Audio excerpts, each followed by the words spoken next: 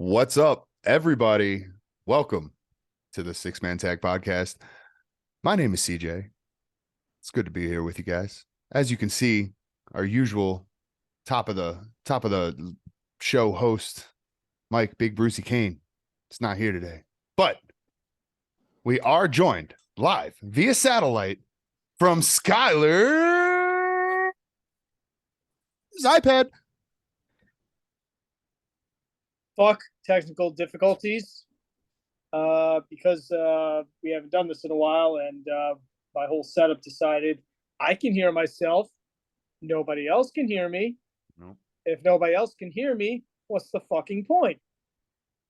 Yeah. So here we are on Skylar's iPad. It's hard to have a show when your co-host is just silent in your headphones, but mouthing a bunch of words at you angrily, which, you never know if it's directed at you or not, but Exactly. Anyway. Well, it's been a little while. We've been wanting to make some content again. So we had planned to do this show on a Monday, tape the show on a Monday. And then So we didn't expect this. And then this past week, yes, unfortunately, we lost two, in my opinion, absolute legends. And yes, I will give that title to Bray Wyatt, given what he's done and who he is, and we'll get into that. But yeah, we lost two special ones this week. Two special ones is the way I think best puts it. And Terry Funk and Bray Wyatt both passed away. Terry Funk was 79 years old. Skylar, is that how old he was? 79 years old. Yes, and lived a long, fruitful, eventful life for sure. That we do want to. He should have died numerous times already. Not that we wanted him to. Not that we wanted him to, but let's face it. 70. Him making it to 79, like I kind of slight applause. Him and Keith Richards surprised the hell out of me all the time. But we do want to. Yeah, we do want to celebrate the life of the Funker a little bit, but we also. We did lose another special one, which is a little bit more on the tragic side, obviously. So young, Bray Wyatt, who was a big part. 1 month younger than me. Yeah, it's crazy. It's crazy when you think about that. Yeah. And he the way that he touched the fans. I know my life personally, I was a huge fan of Bray Wyatt. I was inspired by Bray Wyatt through part of my career. I actually threw the same kind of crossbody move that Bray Wyatt always did. I'd throw a line, guy would duck it, I'd hit the ropes and hit him with the crossbody. That was one of my favorite spots. Definitely stole that from him. But there's so much I could talk about that. But first, let's talk about the Funker a little bit. Let's go back, because I can tell you that Terry Funk, man, when I think of Terry Funk, the first thing that pops in my head is my childhood, and because my first introduction to Terry Funk obviously was what I think probably would be the same for you, Skylar, was back in the Attitude Era when he came in as good old Chainsaw Charlie, buddies with Mick Foley, and to me, I was just like, who's this old guy who's just friends with Cactus Jack? Like, what's going on here? But as I got older, as I got into the business, I became much more aware of who Terry Funk was. I got to see a lot of his old stuff, his old NWA stuff, WCW stuff. And the dude,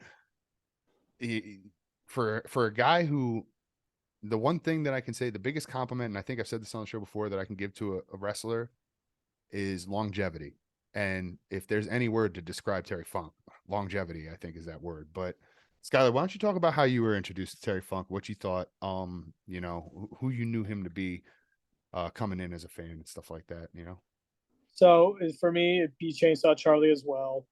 And as I got a little bit older and the internet became more accessible, that's kind of when I was able to delve into him like a little deeper, I feel like, and realize without Terry Funk, you don't have hardcore wrestling as you know it. And you don't have guys like Bray Wyatt, or not Bray Wyatt, sorry. We'll get to him. You don't have guys like Mick Foley. He's on. You don't have guys. he's on our minds. You don't have guys like Cactus Jack. You don't have FMW, FMB over in Japan. You don't have Japanese deathmatch wrestling. Maybe you do. I don't know. You don't have Japanese people are pretty crazy, so they are they might have got there on their own. I love those people, but goddamn, they're crazy. Bunch of crazy bastards. I love you. Yeah. You don't have ECW. You probably don't have GCW. You know, Terry Funk is just an influential figure in his own style of fucking insane. What the fuck did you just do? Hardcore wrestling. And I want to say that I think that talking about that kind of plays into the longevity that I was talking about, because Terry Funk didn't start off as a hardcore wrestler. I mean, the man's been in the business too long. There wasn't a such thing as hardcore wrestling when he started. So he was an NWA world champion back when that was like a huge deal. He was also a tag team champion with his brother. Don't forget that. Yep. The legendary Dory Funk Jr. Dory Funk Jr. Yep. But the man was a great wrestler. You go back, look at some of that NWA work, his promo work, his ring work. Like, the man was the real deal. And when he got to a certain age where being the real deal wasn't really good enough anymore, he found a way to reinvent himself and keep himself relevant for the next 30 years.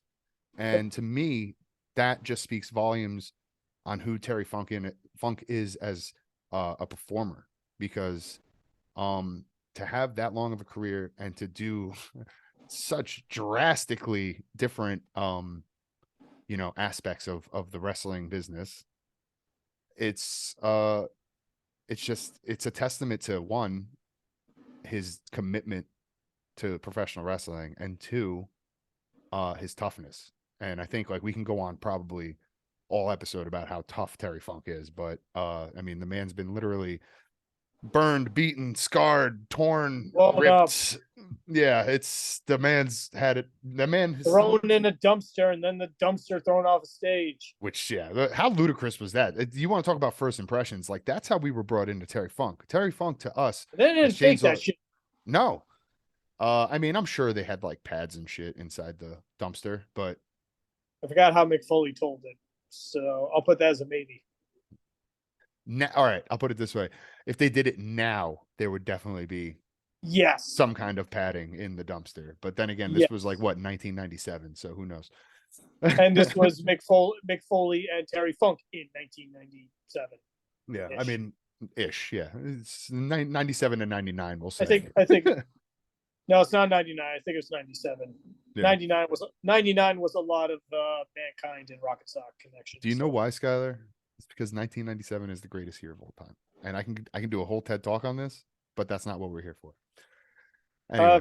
I think the future episodes are going to be, you're going to talk about 1997. I'm going to talk about 2000 for an episode, and then Bruce can pick whatever fucking year he wants. All I'm saying is that, like, when you think back to your favorite alternative rock album from the 90s, back when we were all, bopping to WRV back in the day and everything else. Back when that was a good thing, yes. Yep. You know what year all those albums came out? 1997. It's amazing, but they all came out in 97. I'm going to look into that and follow up on that, because that is a bold claim, my friend. There's a lot of good shit that came out in 97. But that is one that I would be excited to research. You know what did come out in 1997, which I know will, like, pretty much put the stamp on it just for you? What? Final Fantasy VII. I mean, if we're talking media in general, then yeah, there you go. That's what I'm saying. It's not just music; it's everything. It's the greatest year of all time. That's when humanity peaked. But again, not while we're here. But I mean, Funk. Again, going back to Funk, man, just the way he did it, the way he put his body on the line as a 40, 50, 60, 70-year-old man. I will say it's kind of funny that I remember watching some WCW back in 2000, and he was hanging around, and he was, from what I recall, one of the few entertaining things about WCW that year, because later WCW, as we know, had a tendency of being the drizzling shits. Oof, the drizzling shits. I'm glad you brought that up. He I'm had the glad you old said that. age outlaw. He had the old age outlaws going, Yeah. Well, and I think he was commissioner for a minute. But who wasn't in that company? I was gonna say, like, I mean, you could Literally say the every same for wrestler has WWE, had a but stint as commissioner in WCW. yeah. Um. But another thing is that man was Texas. Yeah, that's another. Yeah, for sure. That dude definitely represented. The Double Cross Ranch. Very proud of his Double Cross Ranch down there in Texas. Very proud Texan. Yeah, he's definitely one of those guys that, like, when you think of like Texas, what do you think of? You think of like Terry Funk, Hank Hill, Dallas Cowboys, Steve Austin. Steve Austin, yeah, Shawn Michaels, Sorry, Houston. yeah, Stone Cold Steve Houston just didn't ring a bell. No. Well, I also meant the Houston Texans since we're talking about the Cowboys. But yeah, you think about the Cowboys. You think about the Cowboys. Even me as a disgruntled Giants fan. I mean, I'm sorry, but speaking of Giants, how was that spanking in preseason this week? No, I'm just kidding. I don't care about preseason at all. We'll talk in week 9. Yeah. No, we are playing each other this year. That'll be a fun week. Jets and Giants, baby. Yep. And they're coming out here to play in Vegas too, so I'm gonna try and get to that game if I can. Nice. But anyway, we do we just want to say rest in peace to Terry Funk. Thank you for all the memories. And if you haven't, yeah, go ahead.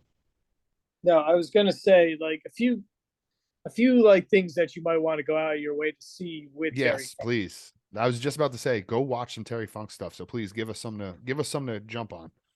Well, first off, if you can find that death match with Cactus Jack, and you're not too squeamish, I think I have it on DVD somewhere, and I've never watched it. There you go. Like, if you're not too squeamish, give it a shot. I've never watched it, but I think I got it somewhere. I would recommend watching ECW Barely Legal 1997 when he defeated Raven to become the ECW World Champion. I would just for the historical sake, go back and watch what was it, WrestleMania 14, where he and Cactus Jack won the tag titles in a dumpster match from the New Age Outlaws, if only for a night. And probably the most infamous example. Go trust me on this one. Search this one out. You might know what I'm talking about, CJ. 1981, Jerry Lawler empty arena match. Yes, that is one that I have seen. What a classic. That is a hardcore classic. What a classic. Yeah, you want to talk about the birth of hardcore, really? Like, back in 1981, who was doing shit like that? And already you have Terry Funk headlining an empty stadium match with Jerry the King Lawler, who, by the way, I don't know if you knew this, guys, but in 1980s, Jerry Lawler was a big fucking deal. So huge fucking deal. Yeah. So in the 70s too. Yeah. No, Jerry Lawler was a huge fucking deal back in the day. That's a man who doesn't get enough credit for his actual wrestling work. I mean, we grew up on his commentary. We grew up on his mouth and on his delivery of promos and everything else. Not in the best way either. You know, we always. We dealt with a lot of puppies.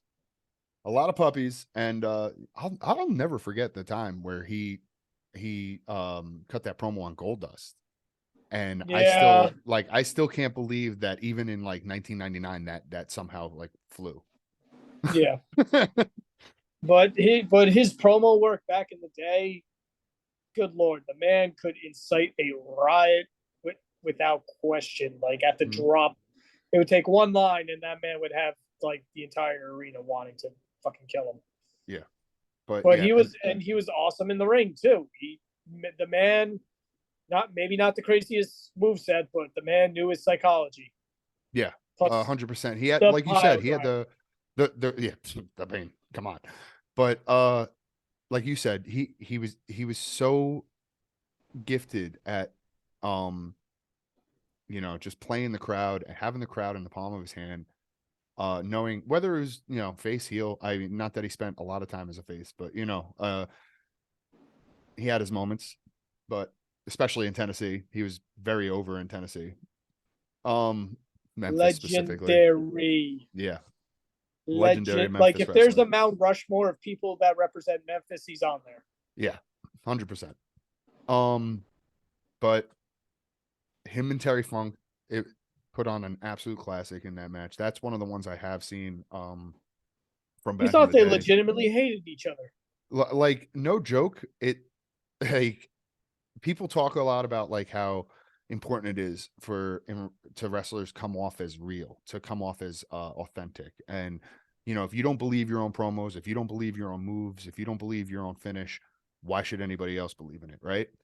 I don't think that there's been a guy who was more believable than Terry Funk.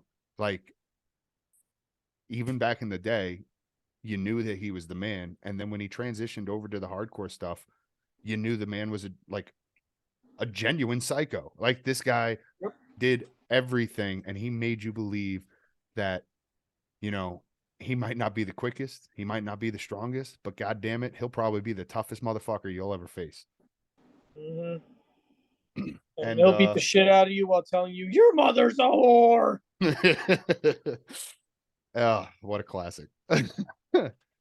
But rest in peace, Terry Funk. Go check out those matches. I know I'm gonna go try and check some of those out. I'm gonna watch that empty arena match again because I'm pretty sure it's on YouTube. So just look it up on YouTube and look and enjoy, because it's a fucking classic. If not, I kind of wonder, would that fall under part of the library Vince has, or would that be like, no, Billy Corgan probably has that buried somewhere. I would think Billy Corgan, but so it's probably on YouTube. But I think it's on you. I'm like 90% sure I watched it on YouTube. Like, that's where I saw it. So I'm pretty sure it's up there. That I know that's where I saw it. There you go. So check it out. Empty arena match with Jerry Lawler. Go check out WrestleMania X7 on the cock. X7. No, 14. I'm 7. Yeah, no, it's 14. Sorry. Why did I say 17? Watch, I had watch 17 in my mind. Watch X7 because it's great, because we've talked about it. Go back into the archives. That's why we did it. That's why we did it. There you go. Crafty son of a bitch. Yep. There you go. A quick plug in for you. But check out 14, the dumpster match, because I know like that was my introduction to him. And yeah, rest in peace, Terry Funk. Thank you. Thank you for everything.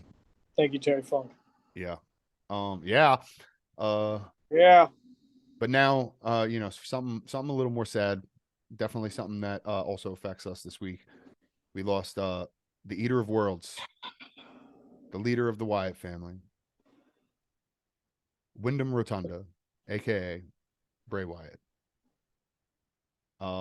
Man, that was. I remember when I first saw the link, because one of you guys sent a link in the group chat. So what happened was, I just remember I see Alex Sapp, of all people, posting. Sappy. Old Sappy. Yep. How you doing, Alex? Shout out to Alex. Posting something in the wrestling page saying no way, and it's not exactly somewhere Alex posts regularly. So no, Alex is not what you would consider a wrestling fan. And for some reason, the moment I didn't even see the heading. I just saw a picture of Bray Wyatt, and I knew something's not right. And I scrolled down. Bray Wyatt dead at 36. Yeah. And I stopped whatever the fuck I was doing, and yeah, I know, man. It sucks. Especially the mystery. It was because we were in the dark for so long about like what was actually going on. He was about to enter a WrestleMania program with Bobby Lashley, and then he's out sick. Yeah. And you heard like little rumors here and there that they're like protecting his health. He had a condition, but no exact word about what the hell is going on. Mm-hmm. And then you really just like even probably the day of there was like all this news about, oh yeah, he's gearing up for a return. He's almost back. He's almost Yeah. back. I remember, I Because think the day before I read an article talking about, I mean, granted, those articles were coming out like every week because I think we all just wanted Bray to come back. But yeah, I missed Bray. I do remember seeing something like literally, I think the day before. And then I saw that link and I just was at a complete fucking shock for words. Hmm. Uh, Yeah, I couldn't believe it and myself. and then it came, and then later I can't, was it Sean, was it Sap that was able to break the news? I can't remember who, but that he had COVID around WrestleMania time and it exasperated a heart issue. I can't remember. I think that was probably I feel like either Anthony or Dennis, but yeah. Well, no, the journalist that broke the news. Oh, yeah. So, okay, never mind. I thought you were talking about Alex again because you said Sapp. No, That's Sean Sapp. Yeah, no, I know who you're talking about now. yeah, he said I was given permission to break the news that he Hmm. had Yeah, I saw COVID. that on Twitter. Exasperated a heart issue and Hmm. had a heart attack and was gone. Yeah, so So I did see that tweet, or that X, I guess. So I I don't know. guess that explains why they were trying. Yeah, who knows what do you call those anymore? Yeah. I guess that explains why they were kind of keeping things in the dark, maybe just kind of protect his health. But Yeah, well, it makes sense. For multiple reasons. One, you're not allowed to talk about other people's health. That's just an OSHA thing. yeah, So, not an OSHA thing. That's the wrong thing. OSHA is totally different. You know what I mean. I'm like now I feel stupid because I'm drawing a blank on the actual yeah, me too. And I have whatever, the whole, but and I live in the family of medics. yeah. Yeah. HIPAA. HIPAA. There you go. That's the one. It's a Yeah. HIPAA thing. So yeah, they're not going to talk about someone's health just because of that alone. But also Like too, if it's not something that you blatantly do, like you could you knew they tore something or something like that. yeah. Yeah, but illnesses, when somebody's ill, you never usually hear about why. Mm-mm. Like not even COVID, just like in general. I feel like when somebody's out because of an illness, they never go into detail why. Which No. hey, whatever. No, usually if you see well like a player, if you see a player out for a game, but it's they're not injured, they're just sick. Like usually they'll just say they're out due to illness, and yes. you're not going to specify what it is, and that's how it should be. People have a right to that privacy, but we because of that, because of being kept in the dark, because of that, that's what made it so. We had no idea that this was going on. We as fans, obviously, I'm not talking about us two because we don't know nothing anyway, but I'm saying like we as fans had no idea that this is all going on. So we're all wondering, is this a creative thing? Is this is this like another dispute that he's having? Maybe like, is he gonna leave Vince again? Is back Even? and Vince is back, and we've heard plenty that Vince was never a fan of the character. Yeah, and which is crazy to me. I don't understand it. Let's talk about that a little bit. Let's talk about the character of Bray Wyatt and how it connected with an audience. Because man, we were talking about how Jerry Lawler was able to connect with an audience. I don't think there's been anybody else in the modern era, maybe other than LA Knight right now, that has really connected so much with an audience than Bray Wyatt. Every time that music came on, every time that arena got dark, the first thing you would see is the Fireflies. Everybody just holding up their phones. It used to be lighters back in the day. Now it's phones. But I sound old. Used to be lighters in my day. Back in my day, we had torches, and we also had an onion on our belt, which was the style at the time. That's me attempting Abe Simpson. I was gonna say you do a halfway decent Abe. I'll work on it. It's not bad. I don't know if it's as good as your Jesse Ventura, but don't make me freak out to Jesse Ventura. Okay, Abe was there with an onion on his belt because it was the style at the time. Okay. Bray Wyatt. Yeah. But anyway, let's talk about the way he was able to connect, because you saw the Fireflies. Uh, Obviously, I think a lot of it has to do with his promo work that we could probably spend an hour talking about itself. But Conviction is the word I use for his promo work. conviction, yeah, it's kind of goes back to what I was saying before about coming across as authentic. How are you supposed to come across as authentic as a cult leader, and then later on as like kind of supernatural, and then later And on one as a that can talk complete that well. demon? Yep. Like, how do you come across as authentic as that? Well, I'll tell you how. Follow Bray Wyatt's fucking roadmap, and you'll do just fine. You cut some good Nope, nope. promos. The proper term is follow the buzzards. Follow the buzzards. Yes. So, Skylar, what do you think made Bray Wyatt so special when it came to just connecting with that WWE audience? Well, a short version is we wanted our modern day Undertaker. Yeah, a lot of that has to do with presentation, I think. And I think Yes. that brought a lot to it. And it kind of gave it that Undertaker vibes. I feel like he was the best attempt to kind of create a new cult character, like that style of dark character. There have been a few attempts in the past. There was Mordecai, there was Kazarni. Bizarny, wow. Yes, of all the names I bring up, I bring those two up. Yeah. No, but I had high hopes realistically, for Mordecai. I thought Mordecai was sick when he first debuted, and then like he's just gone, and I was just like, well, I guess so much for that. yeah, I know I they wanted loved to it. put him again. They wanted to make him the anti-Undertaker. Yeah, and then they turned him into a vampire. But Yep. Then they turned him into a vampire. yep. Anyway, Ariel was pretty hot. Anyway, so he.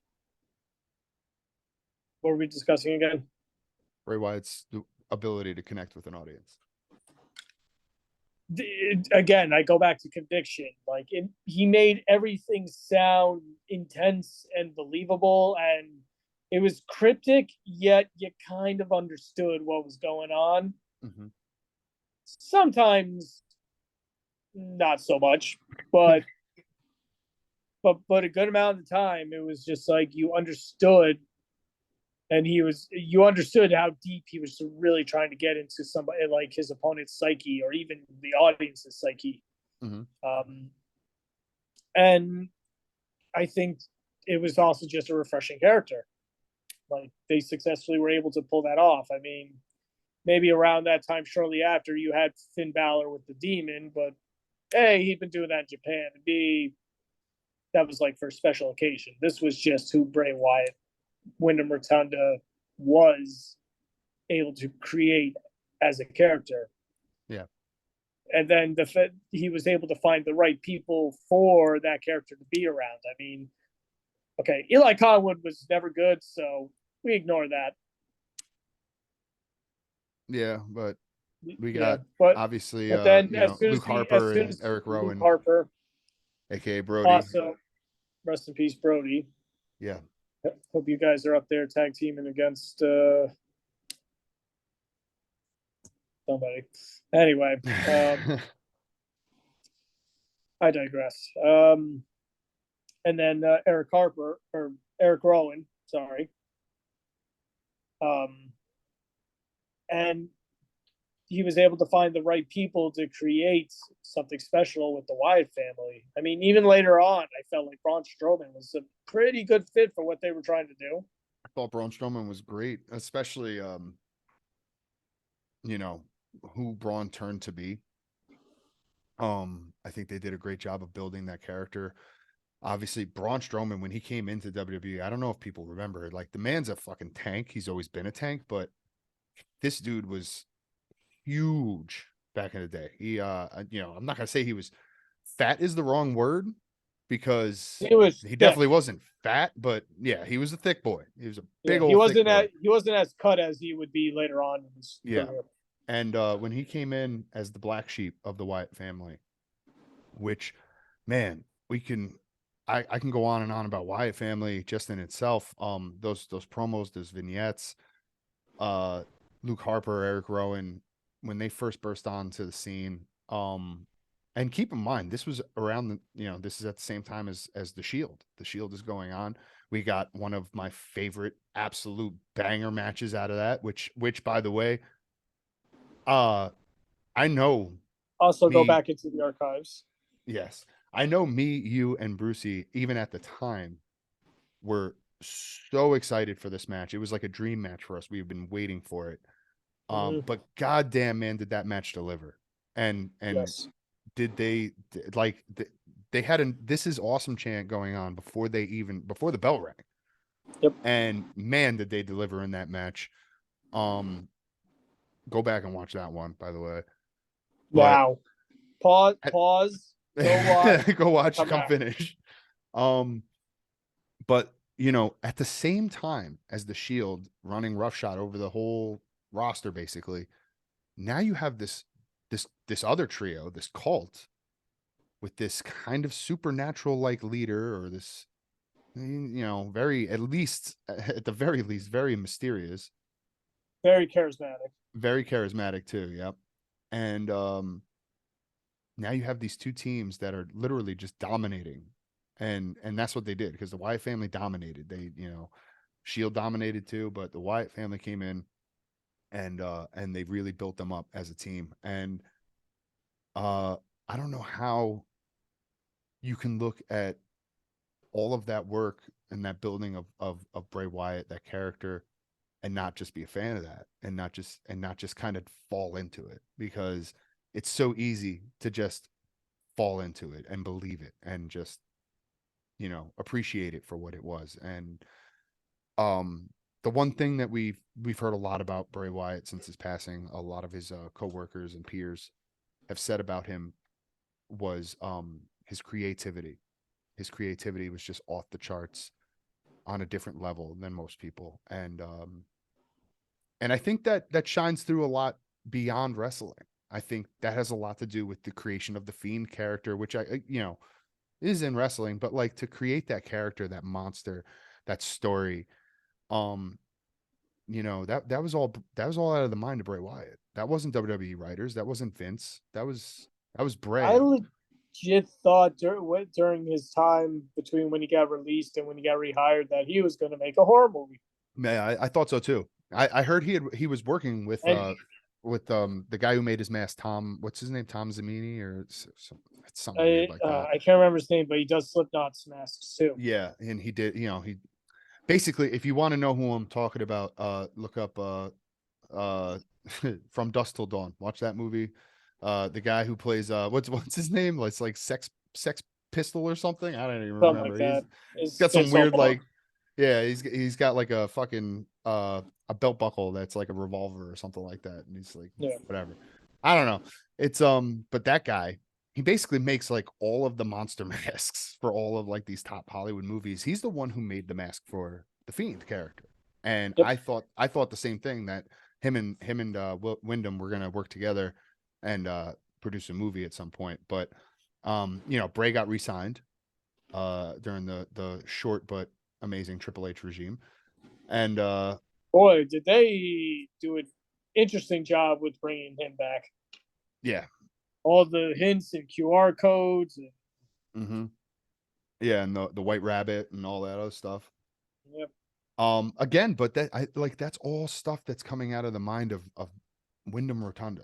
That's I don't see that being as like WWE written plot lines and stuff like that. Like, I think, like, and I'm just assuming, again, I have no insider knowledge, but just from what we know about who Wyndham was as a person and how creative he was as a person, I mean, man, I gotta believe that a lot of that stuff, when it came to bringing him back, when it came to the Firefly Funhouse, when it came to writing his promos, like, I gotta believe a lot of that stuff was coming straight from the mouth of Wyndham. Absolutely. I think he was given a pretty decent amount of creative freedom. Sometimes the results were a little iffy, but for the most part, it was fantastic. Yeah. Uh, I just mean, even the fiend, I was on board with that. Okay, we had a bit of a bump with Hell in Cell, but we're not going to talk about that. you know, unfortunately,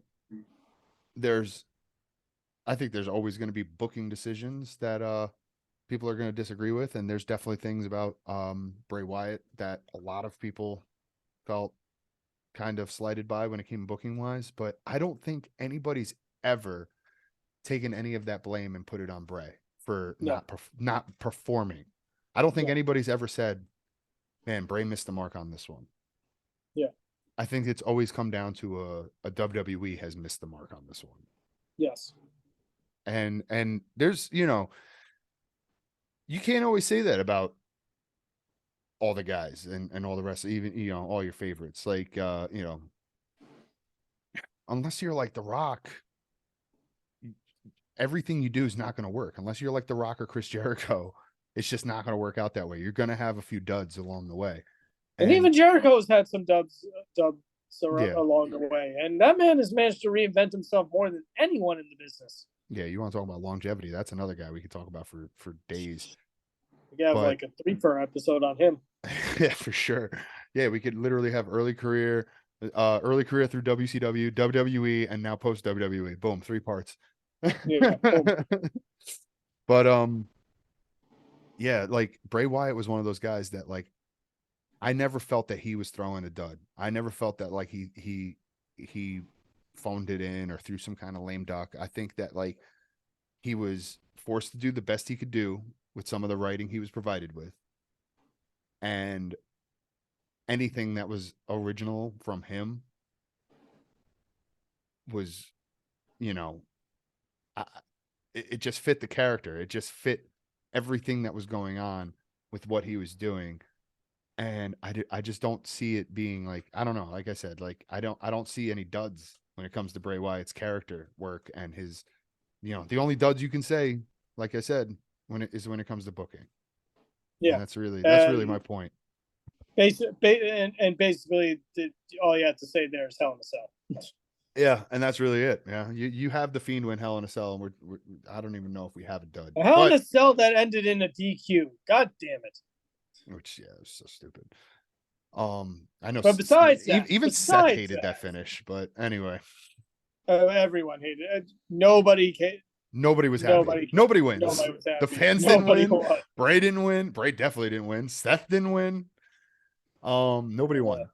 But um, when you think of Bray Wyatt and the different kind of parts of his career, what would you say was probably your most favorite? Like, what part do you think that you felt like, man, I connect with this guy. I want to see this guy on TV more.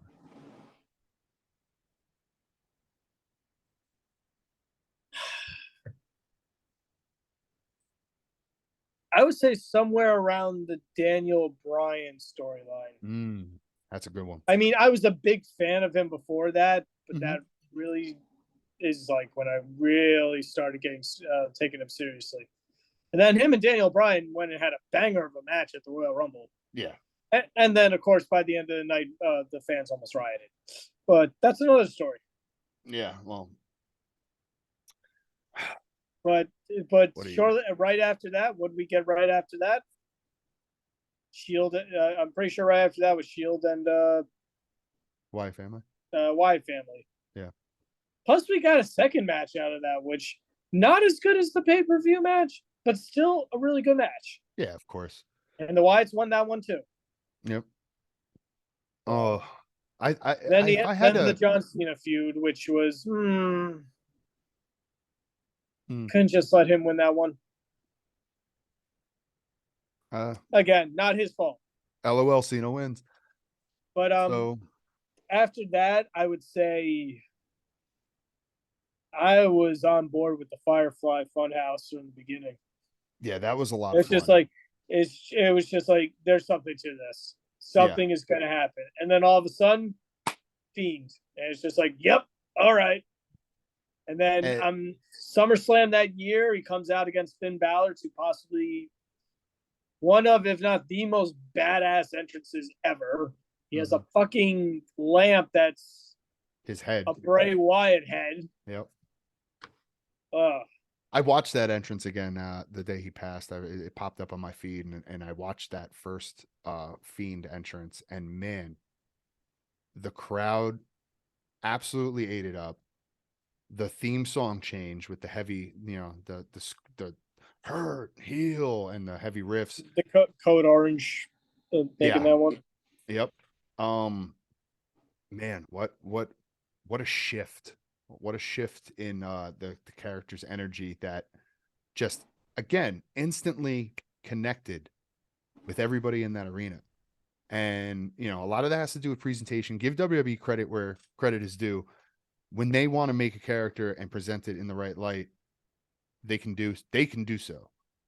But for Bray Wyatt to breathe all the life into that character and create what it was, and like you said, a lot of that was done through the storytelling of the Firefly Funhouse, which, by the way, I got to say, one of my favorite parts too, because I remember at that time I wasn't even really watching the weekly show that much, which is funny. Like now I'm like back fully on board. I'm watching Raw and SmackDown like it's like my job again now, which because goddamn Bloodline and everything else, goddamn sucked me in. But at that time, I really wasn't watching And the Judgment weekly. Day is trying. Yeah. At that time, I wasn't really following the weekly product, but every week I would find on either YouTube or Twitter or wherever else, I would find those Firefly Funhouse promos, and I would watch them because they entertained the shit out of me. I like, Yep. even if I didn't fully understand what was going on because I wasn't watching the product, I was like, these are great, these are amazing. It reminded me of Pee Wee's Playhouse, which obviously was kind of the point. Speaking of another loss we had recently, another WWE legend. They do come in threes. Yes. We lost 3 legends, really. When you throw Pee Wee Herman in that hat, because 4. I mean, Bob Barker. well, he just died. Yeah, what, yesterday, right? Or 2 days ago? Yeah, it was like the day after.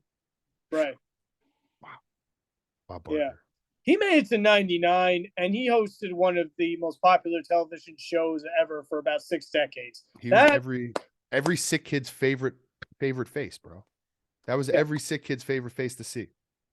Yep. But rest in peace, Bob Barker. But yeah, man, the way that Bray was able to just use his creativity and his promo work to just build those type of characters and gimmicks, and then you add that with the WWE presentation, it's the perfect storm when you do it right. And I think Bray Wyatt is the best example of what can happen when you do it right. What do you think about the storyline with Alexa Bliss?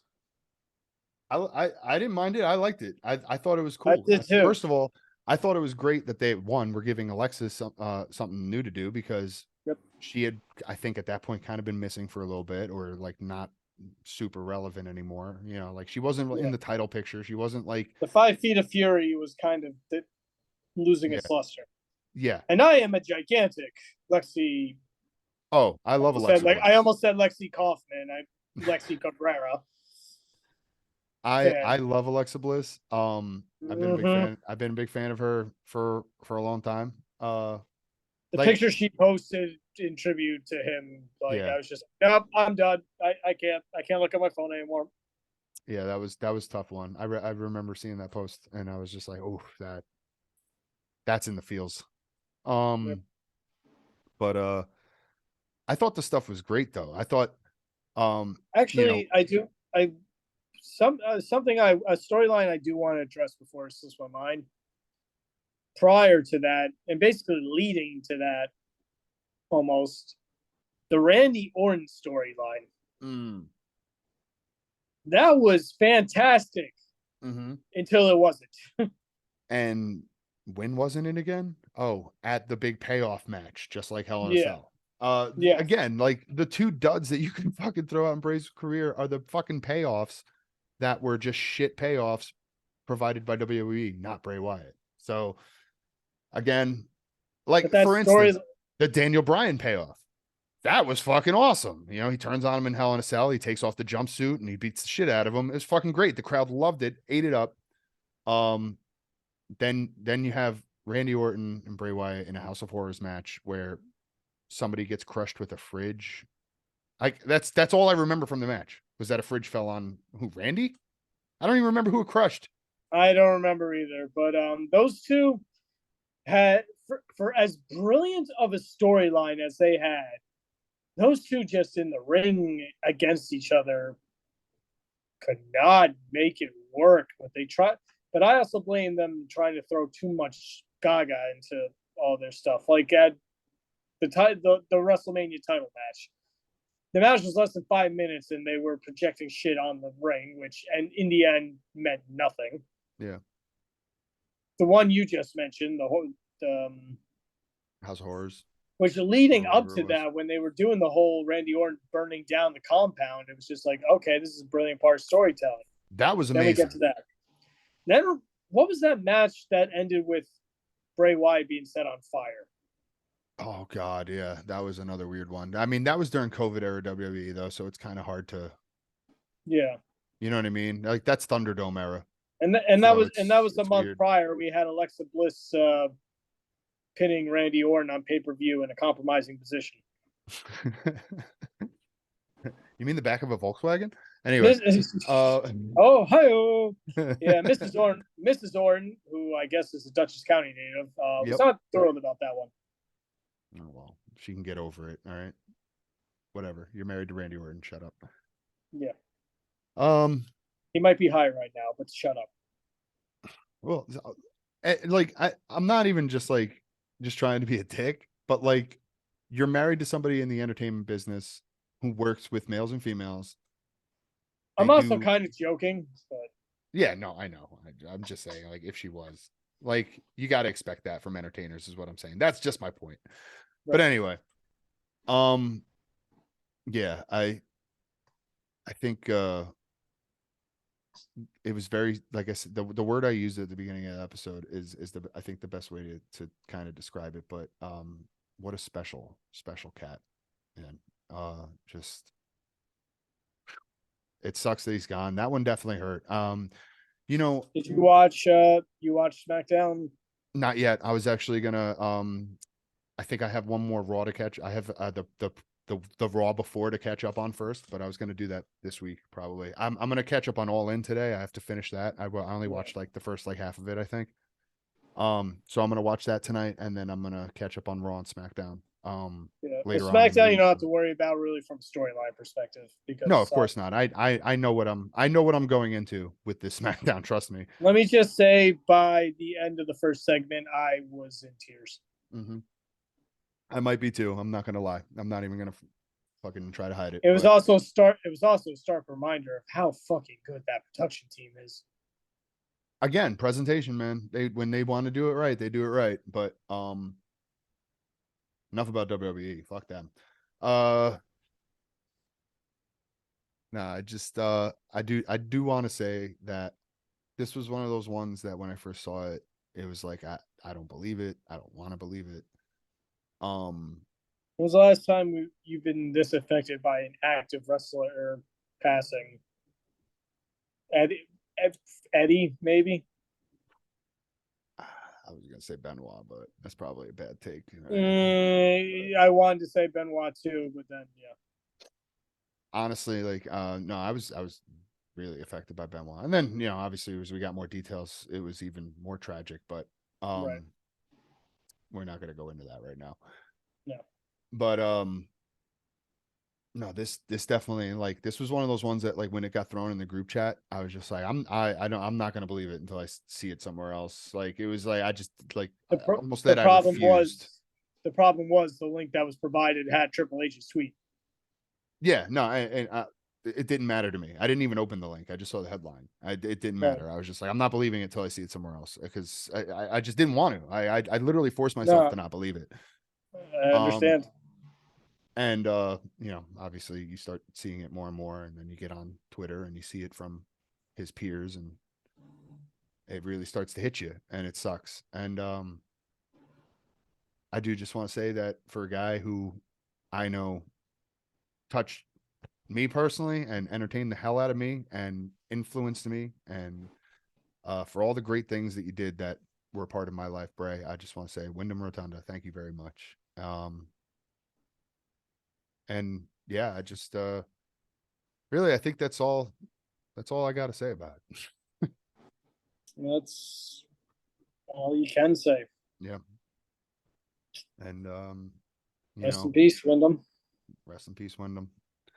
Before we get out of here, we got to do it. Got to go over some of these butt plugs with you guys. All right. So listen. Yeah, we got. Come on. So listen, guys, please like, subscribe, follow us. We're on YouTube, Apple iTunes, Spotify. Go follow all those things. Instagram, just all of it at 6-Man Tag. Now, Mike's not here, so you might think you're getting a pass. But I'm telling you right now, if you motherfuckers write the word 6, Mike is going to literally come to your house and shit on your floor. And that's a goddamn guarantee. All right. So, not me, because I don't really care. But I'm telling you for Mike, because he's not here. Also, it's more likely that he's going to be closer to wherever you are anyway. So. Yeah, that's also true. Unless you live in Vegas, then I'll come shit on your floor. Yes. But whoever's in closer proximity, basically. But please follow us, like, subscribe, comment. Let us know what you think. Share your thoughts about Bray. What moments were special in Bray's career for you guys? Because we would like to hear them. I know I would like to read them. Again, rest in peace, Terry Funk. Rest in peace, Bray Wyatt. For Skylar, for Mike who's not here, and for Dennis who's a cunt. This has been the 6-Man Tag Podcast. My name is CJ, and I'm asking you all one more time, follow the buzzards. Run.